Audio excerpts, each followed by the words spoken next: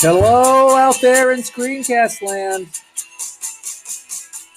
It's Matthew Should Know. Monday, last lesson of our unit edition. Ladies and gentlemen, welcome. Today we're going to be talking percents again. This time we're going to be solving problems looking for a whole part of a percent. And before I get you any further lost, why don't we just dive right in? Let's take a look. This is what I'm talking about. So we have 10 is 25% of what number? Today in class, we discussed a great strategy that we've used before to accomplish this problem. Step one, I'm going to take a look at the percent. And I'm going to change this number, of course, into something that I can work with. I want to turn this into a fraction. The easiest way to do it is just say it's 25 over 100. Why? Because 25% means 25 parts of 100. So there we go. We have 25 hundredths. Some people even reduce that further. If you can just understand that we're going to write 100 underneath the percent, we're in good shape. Now, here comes the tricky part.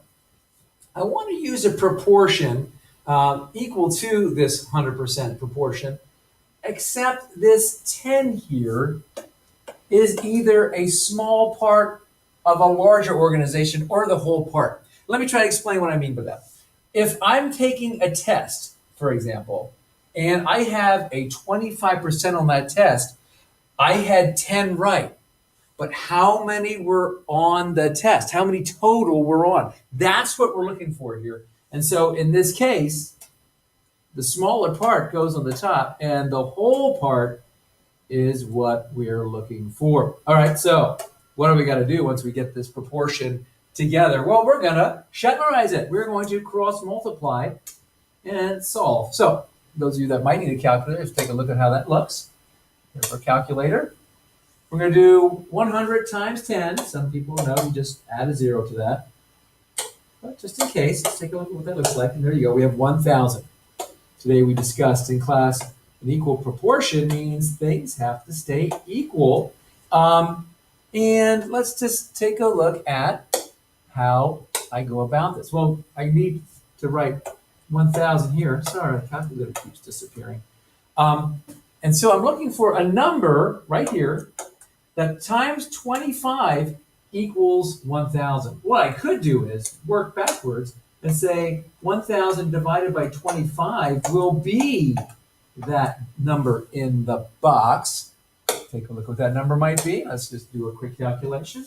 We have 1,000. And we're going to divide that by 25. And we get 40. What does this mean? This means that 10 is 25% of 40. If I have 10 out of 40, I'm doing something 25% of the time. How about another example? Pretty similar.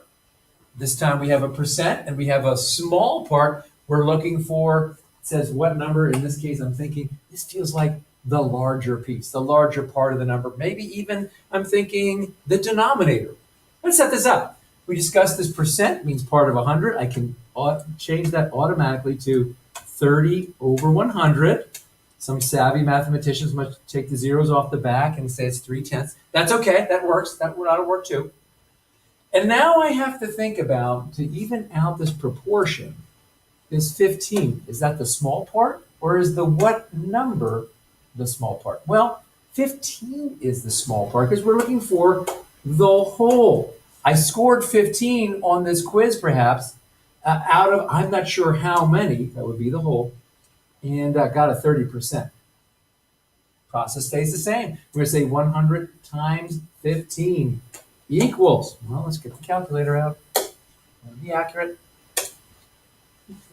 Where do you go? Oh, there it is. 100 times 15 equals 1,500. We're going to maintain same proportion.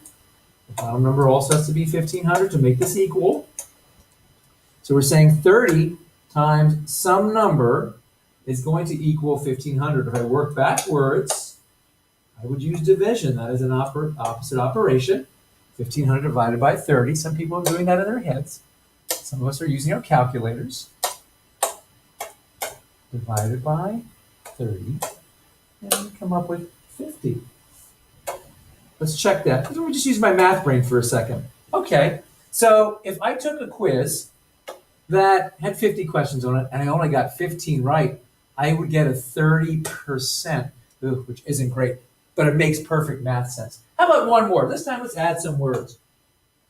And I think when we take a look at the words, it actually makes things simpler. Let's take a look. Country music makes up 75%. That seems like an important number, of Landon's music library. Now, to me, the word library means whole part, a big place that holds books, or in this case, a big place that holds music. If he downloaded 90, here's another number, country music songs, how many songs does he have in his library? Again, the word library to me means big part. That's what we're looking for. Okay. Firstly, we talked about 75% and changing that to a fraction rather quickly. 75 parts of, you got it, friend, 100. 75 100ths is 75%, 75 parts of 100. Now the equal proportion part. We're looking for the library, which is the big part, the whole part that we're taking a smaller chunk out of. And what's the smaller chunk? Well, 90 songs. Now all we have to do is cross multiply. Make sure we have equal proportions. And let's take a look at what that looks like using a calculator. So we have 90, and a lot of people are like, Shetler, we know how to do this, times 100. Just checking to be sure. And that equals 9,000.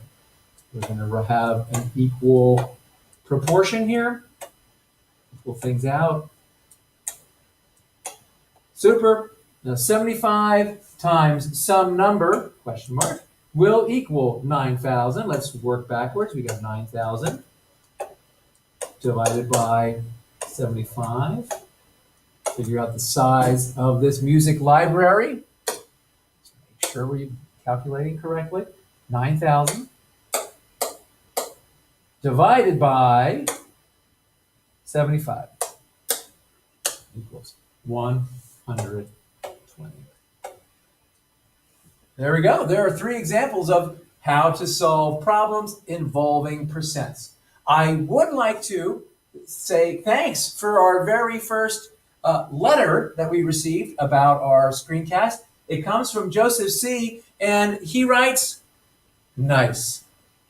Joseph C., thanks so much for your input. Ladies and gentlemen out there, would love to hear see emails and comments about how we're doing here at the screencast. Maybe pronouncing words correctly would be good.